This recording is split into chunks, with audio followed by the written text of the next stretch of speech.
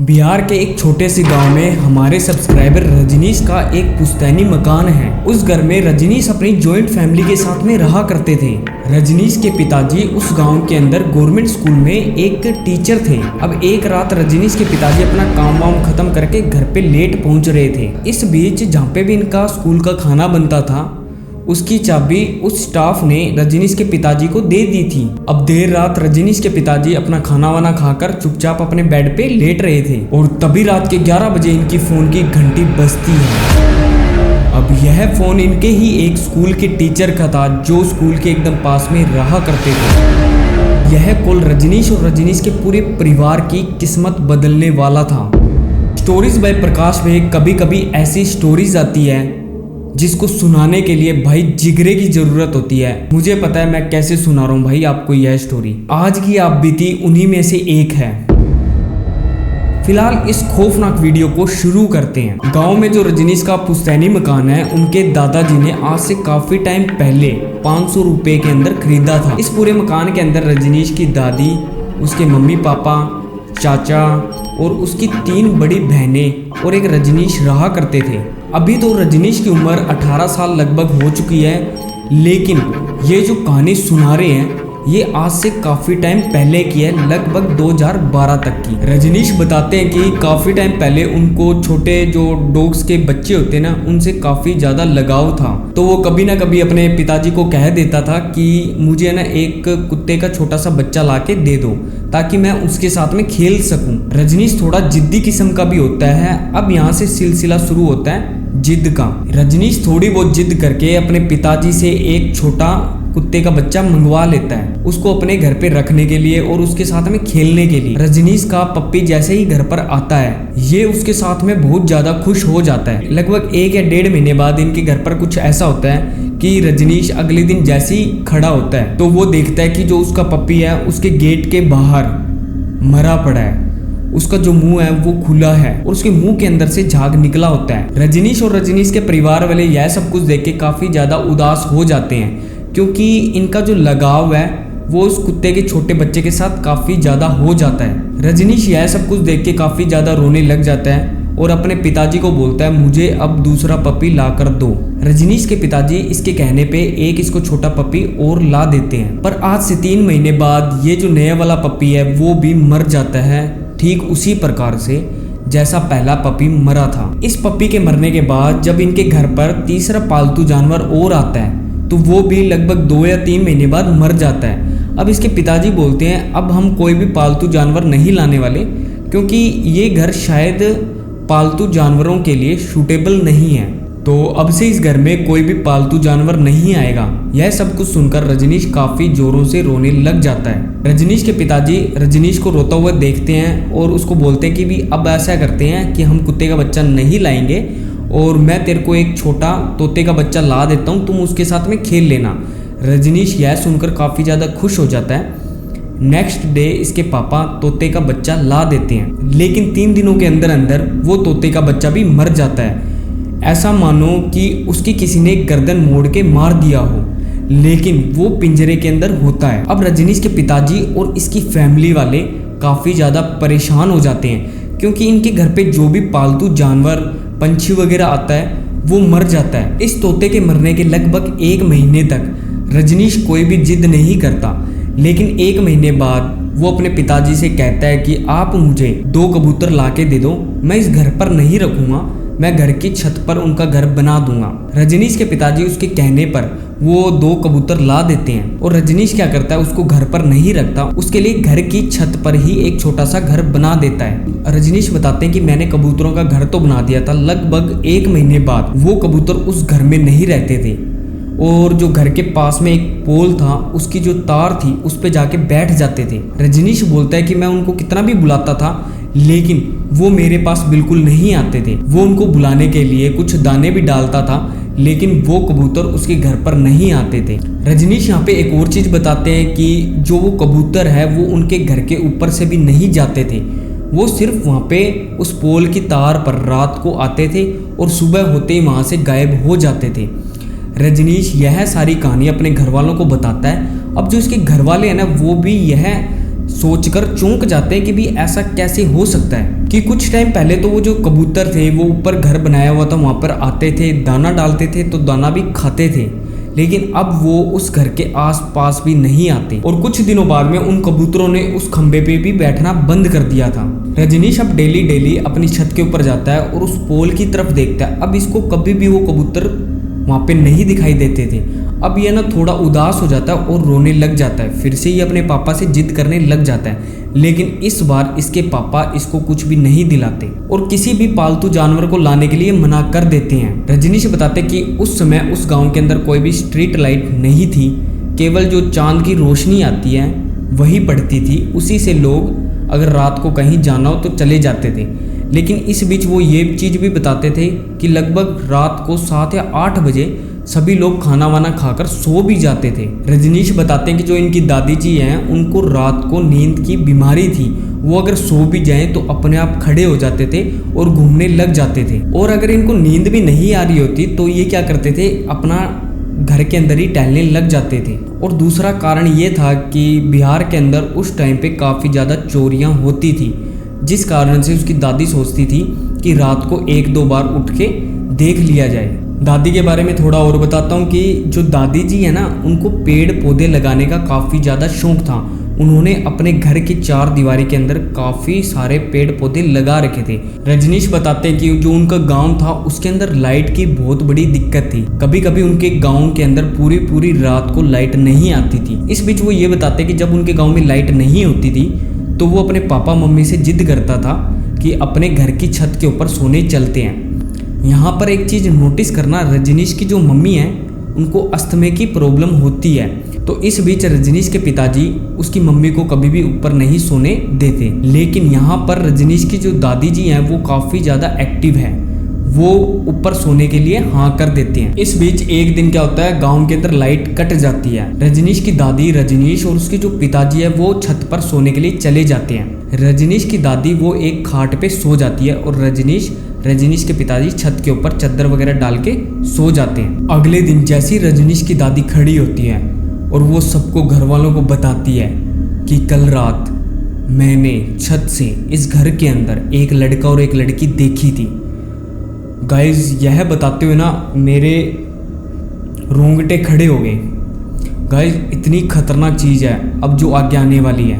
दादी इनको आगे और भी कुछ बताती है। दादी बोलती है, जब मैं खाट पर सो रही थी, मेरी जैसी नींद खुलती है, मेरी नज़र सामने पेड़ पर जाती है। सामने जो पेड़ थे उनके पत्ते सरसराहट कर रहे थे।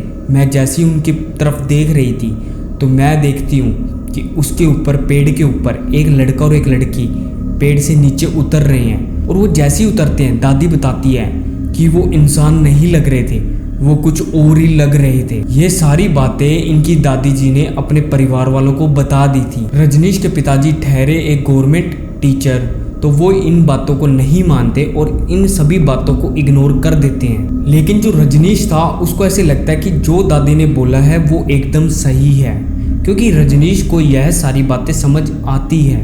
रजनीश क्या करता है, खड़ा होकर हर रात को अपनी खिड़की से उन पेड़ों की तरफ देखता है।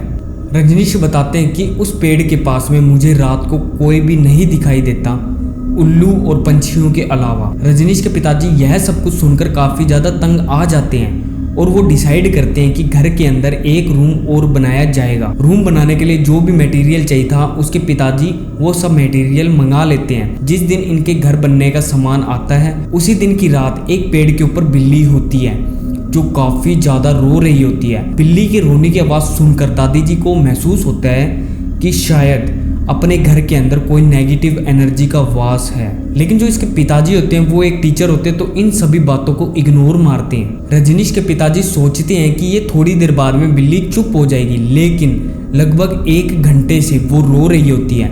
अगले दिन रजनीश के पिताजी को सुबह जल्दी स्कूल जाना होता है। रजनीश के पिताजी क्या करते हैं, एक डंडा लेते हैं, उस पेड़ के पास जाते हैं और जोर से उस बिल्ली को मारते हैं। वो बिल्ली रोते रोते जो पड़ोस का घर है वहाँ चली जाती है।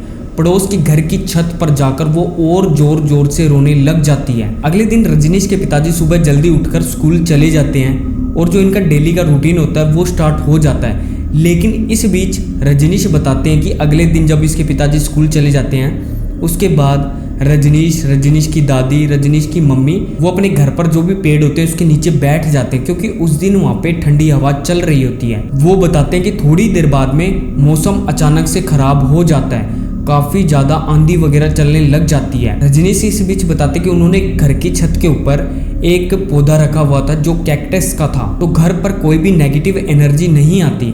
लेकिन उस आंधी के चलते वो कैक्टस का पौधा नीचे गिर जाता है और वो गमला पूरा टूट जाता है। जो कैक्टस का पौधा होता है वो भी पूरा खत्म हो जाता है। रजनीश की मम्मी और रजनीश की दादी को पूरा विश्वास हो जाता है कि अब हमारे घर पर शायद कोई बुरी नज़र रखे हुए हैं। अब इस मनूस घटना के कुछ टाइम बाद में ही रजनीश के पिताजी की काफी ज्यादा तबीयत खराब रहने लग जाती है। कुछ दिनों बाद इनके जो बाल है वो झड़ने लग जाते हैं और इनसे चला भी नहीं जाता। मतलब अगर रजनीश के पिताजी को घर के एक कोने से दूसरे कोने में जाना है तो उनको किसी ना किसी का सहारा लेना पड़ता था। अब इनके पास मजबूरियां भी काफी थी, क्योंकि घर चलाना है तो पैसों की जरूरत होगी, और जो इनके घर पे कमाने वाला था वो सिर्फ रजनीश के पिताजी ही थे। अब कुछ भी करके इसके पिताजी पैसे कमाने के लिए स्कूल के अंदर डेली के डेली जाते थे। अब इसी बीच इनके स्कूल के अंदर एक बार चेकिंग आ जाती है, कुछ लोग बाहर से आते हैं चेकिंग वगैरह करने के लिए। अब इस चेकिंग के कारण रजनीश के पिताजी को इस स्कूल के अंदर काफी देर तक रुकना पड़ता है। जो बाकी के स्कूल के जूनियर टीचर होते हैं वो सभी लोग अपने घर चले जाते हैं, लेकिन इस बीच रजनीश के पिताजी को काफी टाइम लग जाता है, लगभग रात के 8 बज जाते हैं। रजनीश के पिताजी यहाँ से पूरे फ्री होने के बाद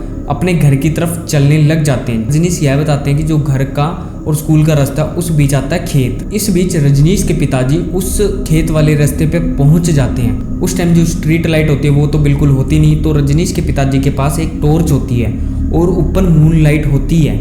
उस बीच वो बताते हैं कि जो खेत का रास्ता वो क्रॉस कर रहे थे तो वहाँ पे एक पेड़ आता है। पेड़ के ऊपर उनको एक औरत दिखाई देती है जिसके घने बाल, उसके आंखों से खून टपक रहा था। और रजनीश के पिताजी बताते हैं कि यह सब कुछ देखते हुए वो अपने कदम तेजी से बढ़ाने लग जाते हैं। रजनीश के पिताजी घर पहुंचने वाले थे, अचानक से इनको पीछे से एक औरत की आवाज आती है, मानो रजनीश के पिताजी को कोई बुला रहा हो। और रजनीश बताते कि उस टाइम पे जो मेरे पिताजी ने हमको बताया, वो बता रहे थे कि उन्होंने मेरा नाम 2 बार पुकारा, पर रजनीश के पिताजी ने उस चीज को इग्नोर करा और अपने कदम अपने घर की तरफ बढ़ाने लग गए। जैसे ही रजनीश के पिताजी घर पहुंचते हैं वो अपनी वाइफ को सारी बात बता देते हैं। अब रजनीश की मम्मी यह सब कुछ सुनकर काफ़ी ज़्यादा परेशान हो जाती है। इस बीच मैं आपको बताता हूँ कि डेली की डेली रजनीश के पिताजी की जो तबीयत है वो काफ़ी ज़्यादा ख़राब होने लग जाती है। अब इनकी कंडीशन काफ़ी ज़्यादा ख़राब हो जाती है। अब ये डेली की डेली अपने स्कूल नहीं जाते। जब इनको थोड़ा बहुत ऐसे लगता है कि अब ये ठीक है, तभी ये स्कूल के अंदर पढ़ाने जाते थे। इस बीच रजनीश के पिताजी एक दिन स्कूल से काफ़ी लेट घर पर आ रहे थे। तो मैं आपको एक चीज़ बताता हूँ, जहाँ पे भी स्कूल का खाना बनता है वहाँ की चाबी रजनीश के पिताजी को दे दी जाती है और रजनीश के पिताजी को बोलते हैं कि नेक्स्ट डे मैं तो नहीं आऊँगा स्कूल में, तो आप ये चाबी किसी को भी दे देना, वो ये जगह खोल लेंगे। रजनीश के पिताजी अपने घर पर वो चाबी लेके आ जाते हैं, खाना वाना खाते हैं और अपने बेड पे जाके सो जाते हैं। तभी अचानक से रात के 11 बजे इनका फ़ोन बजता है।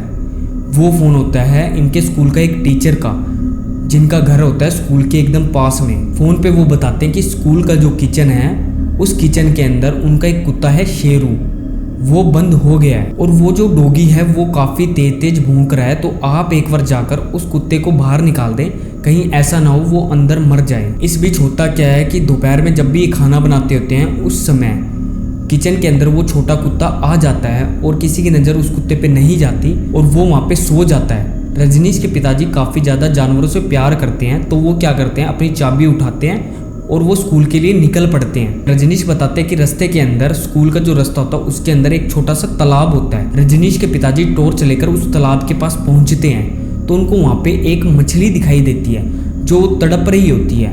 रजनीश के पिताजी सोचते हैं कि मैं ऐसा करता हूँ कि ये जो मछली है उसको एक खड्डे के अंदर दबा देता हूँ और आते वक्त इस मछली को मैं घर पर ले जाऊँगा, क्योंकि रजनीश को मछली वगैरह काफ़ी ज़्यादा पसंद होती है। तो ये क्या करते हैं, उस तालाब के पास में खड्डा खोद देते हैं, उसके अंदर इस मछली को दबा देते हैं ताकि किसी की भी नज़र इस मछली पर ना जाए। रजनीश के पिताजी स्कूल पहुंच जाते हैं और वो ताला खोलते हैं और उस कुत्ते को बाहर निकालते हैं और ताला वापस लगा के अपने घर की तरफ निकल पड़ते हैं। इस बीच मैं आपको एक चीज़ बताता हूँ कि जो शेरू कुत्ता होता है वो इसके पिताजी के साथ में आ जाता है। शेरू और इसके पिताजी जैसे उस तालाब के पास पहुंचते हैं, शेरू उस खड्डे के पास जाकर काफी जोर जोर से भूखने लग जाता है। रजनीश के पिताजी को बिल्कुल समझ नहीं आता कि अभी थोड़ी देर पहले तो ये भूख रहा था और अचानक से इसको पता नहीं क्या चीज दिखाई दी कि ये स्कूल की तरफ वापस से भाग गया। रजनीश के पिताजी आसपास टॉर्च मारकर देखते लेकिन उनको कोई भी ऐसी चीज नहीं दिखाई देती।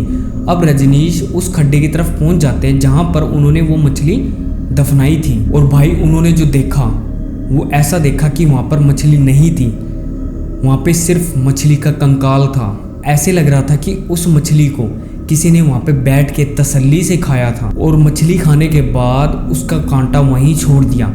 यह पूरा मंजर देखने के बाद रजनीश के पिताजी काफी ज्यादा चौंक जाते हैं और यह सब कुछ देख के काफी ज्यादा डर जाते हैं और तेजी से अपने कदम घर की तरफ बढ़ाते हैं। जैसे ही घर पर पहुंचते हैं ये अपनी माता को और अपनी वाइफ को सारी घटना बताते हैं और रजनीश बताते हैं कि मानो मेरे पिताजी को कोई खा गया। लगभग 2 महीने के अंदर अंदर उसके पिताजी बहुत ज़्यादा डाउन हो जाते हैं और एक दिन उसके पिताजी मर जाते हैं। रजनीश के पिताजी के बाद इनकी फैमिली बेसहारा हो गई थी, रो रो कर इनका बुरा हाल हो जाता है। रजनीश के पिताजी की मौत के बाद रजनीश की दादी भी अकेले पड़ जाती है और उदास रहने लग जाती है।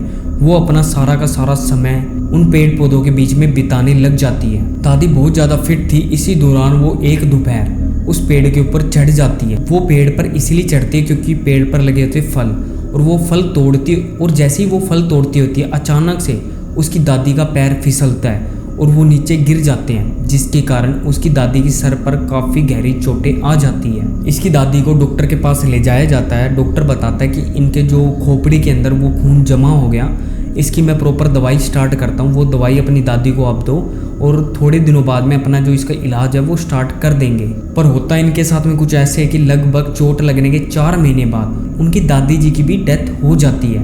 रजनीश बताते कि उनकी दादी के मरने के 1 दिन पहले उनकी दादी उनको बताते हैं कि जो उनका माचा है वो जब भी सो रखे होते हैं उनको ऐसा महसूस होता है कि उनके माचे के नीचे कोई ना कोई है। और वो चीज़ बताते हैं कि मेरे को वो जो लड़का लड़की दिखाई दिए थे काफ़ी टाइम पहले वो अब वापस से दिखाई देने लगे हैं। और 1-2 बार तो उनके जो रजनीश के पिताजी हैं वो भी उनके सपने में आए थे और उनका यही कहना था कि इस घर को जल्दी से जल्दी छोड़ दो वरना यह घर तुमको खा जाएगा। यहाँ रहना बिल्कुल सही नहीं है, इस घर को जल्दी से जल्दी खाली कर दो। पर रजनीश बताता है कि उस समय हमारे पास बिल्कुल भी पैसे नहीं थे, हम उस घर को बिल्कुल भी खाली नहीं कर सकते थे। हमारे पास सिर्फ यही एक घर है जो हमको सुरक्षित रख सकता है। इस बीच जो रजनीश के चाचा जी होते हैं वो एक तांत्रिक को जानते होते हैं। उस तांत्रिक को अपने घर पर बुलाते हैं। रजनीश यह बताते हैं कि वो तांत्रिक जैसे ही आता है उनके घर के अंदर जैसे ही घुसता है तो वो बताता है कि इस घर के अंदर कोई शक्तियाँ हैं, कोई नेगेटिव एनर्जी है। इस बीच रजनीश बताते हैं कि जो तांत्रिक होता है वो अपनी तांत्रिक क्रियाएं करता है और उसकी शुद्धिकरण करने के लिए कुछ मंत्र जाप वगैरह करता है। तांत्रिक ऐसा कुछ बताते हैं जिसको सुनने के बाद इनको बहुत कुछ अजीब लगता है। तांत्रिक बताते हैं जो इस घर में पहले रहते थे वो भी इन्हीं कारणों से मरे हैं और आपके दादाजी ने उन्हीं से घर खरीदा है और ये जो भी चीज़ है वो मेन बंदे को ही टारगेट करती है। घर का जो मेन मुखिया होता है उसी को मारती है। तांत्रिक बताते हैं कि इस चीज़ से पूरा छुटकारा पाने के लिए यहाँ पर एक पूजा की जाएगी और उस पूजा को करने के बाद में कुछ हद तक मैं कह सकता हूँ कि वो जो चीज़ है इस घर से निकल जाएगी। तांत्रिक बताते हैं कि इस पूजा को करने के लिए उनको बलि देनी पड़ेगी बकरे की और कबूतरों की। तो वो 2 बकरे और 2 कबूतर मंगा लेते हैं। रजनीश बताते हैं कि अगले दिन तांत्रिक क्रिया स्टार्ट हो जाती है, जो भी पूजा पाठ होती है वो स्टार्ट हो जाती है। तांत्रिक यहाँ पे एक चीज़ बताता है कि जब भी मैं क्रिया करूँगा उस आत्मा को इस घर से बाहर निकालूंगा तो उसके लिए मैं एक दिया रखूँगा जिसकी लो किसी भी कारण बुझनी नहीं चाहिए। रजनीश बताते हैं कि वेदर एकदम साफ था, पूजा पाठ स्टार्ट कर दी जाती है, लेकिन थोड़ी देर बाद में पता नहीं एकदम से क्या होता है। जैसे ही वो पूजा स्टार्ट करते हैं एकदम से मौसम ख़राब होने लग जाता है, आंधी वगैरह चलने लग जाती है। थोड़ी देर बाद में बारिश वगैरह आ जाती है। बारिश का इम्पैक्ट उस पूजा पाठ पर ना पड़े तो उसके लिए एक प्लास्टिक की शीट उस तांत्रिक के ऊपर ला के रख दी जाती है ताकि वो जो लो जगाई है वो बुझे ना। इस बीच जो तूफान था वो काफ़ी ज़्यादा बढ़ जाता है और जो गांव वाले होते हैं वो उस तिरपाल को काफ़ी कसकर पकड़ लेते हैं, लेकिन तूफान इतना ज़्यादा था कि उस तांत्रिक की जो भी विद्या थी वो सारी की धरी रह जाती है। थोड़ी देर बाद में वो तिरपाल फट जाता है और जो भी दिया वगैरह उसने जलाया होता है वो बुझ जाता है। यहाँ पर तांत्रिक ने जो भी प्रयास किया वो सब मिट्टी हो चुका था। तांत्रिक इनके घर वालों को बिठाकर बोलता है कि कैसे न कैसे करके इस घर को जल्दी से जल्दी खाली कर दो, वरना यह तुमको घर एक एक करके खाता जाएगा, इसी में आपकी भलाई है। रजनीश बताते हैं कि थोड़े दिनों बाद में रजनीश के जो चाचा जी है वो एक नया घर बना लेते हैं उसी के पास में, और उस घर में रहने लग जाते हैं। रजनीश की बहन और रजनीश कभी कभी अपने पुराने घर के अंदर जाते हैं, ताला वगैरह खोलते हैं, साफ सफाई करते हैं और वापस से उस घर से बाहर आ जाते हैं। रजनीश इस बीच ये भी बताते हैं कि कभी कभी उनको और गांव वालों को वहां पर कुछ नेगेटिव एनर्जी दिखाई दी है। उस घर के पास में एक अलग सी वाइब है। कुछ टाइम तक तो वहाँ पे सही चलता है, लेकिन थोड़े दिनों बाद में वहाँ पर एक गंदी सी स्मेल आने लग जाती है, ऐसा मानो कि वहाँ पर काफ़ी जानवरों की मौत हो रखी हो। अगर आपको भी ऐसी खतरनाक और भयानक स्टोरियाँ सुननी है तो आप मेरे चैनल स्टोरीज बाय प्रकाश को फॉलो कर सकते हो, सब्सक्राइब कर सकते हो